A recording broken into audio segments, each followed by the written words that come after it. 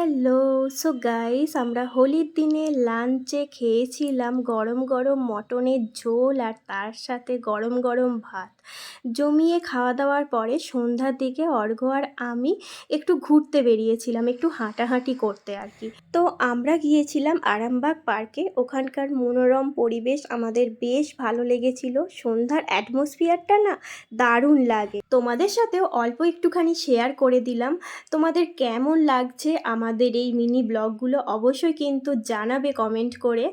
আর তারপরে আমরা খেয়েছিলাম একটু আইসক্রিম আর চুরমুর।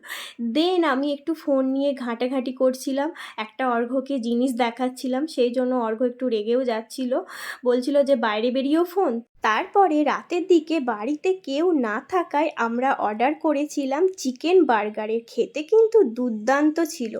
চলো আজকের মতন এ পর্যন্ত, দ্যাটস ইট, বাই।